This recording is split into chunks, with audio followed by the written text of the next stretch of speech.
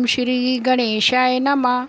परिवर्तनी एकादशी व्रत कथा के सुनने से अश्वमेध यज्ञ का फल प्राप्त होता है। कथा इस प्रकार है। एक बार युधिष्ठिर ने भगवान श्री कृष्ण से भाद्रपद मास के शुक्ल पक्ष की एकादशी व्रत के महत्व और पूजा विधि के बारे में विस्तार से बताने के लिए कहा।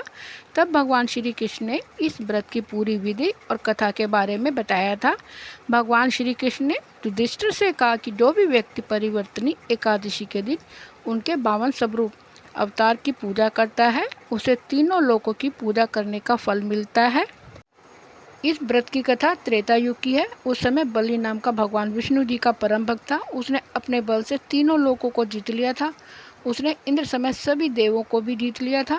तब इंद्र समेत सभी देव भगवान विष्णु जी की पूजा करने लगे और बलि से मुक्ति पाने के लिए प्रार्थना करने लगे। तब भगवान विष्णु जी ने अपना 52 अवतार धारण किया और बलि के पास 3 पग भूमि दान में मांगने के लिए पहुंच गए। बलि 52 देव को पहचान नहीं सका। उसने 3 पग भूमि देने का वचन दिया। तब भगवान ने अपना रूप विस्तार किया और एक पग में पृथ्वी और दूसरे पग में स्वर्गलोक पूरे हो गए। 52 देव ने बलि से पूछा कि तीसरा पग कहाँ रखे, तो उसने अपना सिर आगे बढ़ा दिया।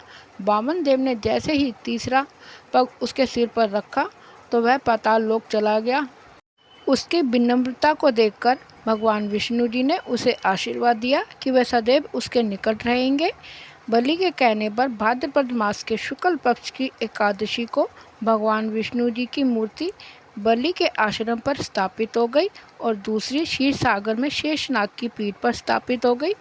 जो पापनाशक इस कथा को पढ़ते या सुनते हैं उनको 1000 अश्वमेध यज्ञ का फल प्राप्त होता है।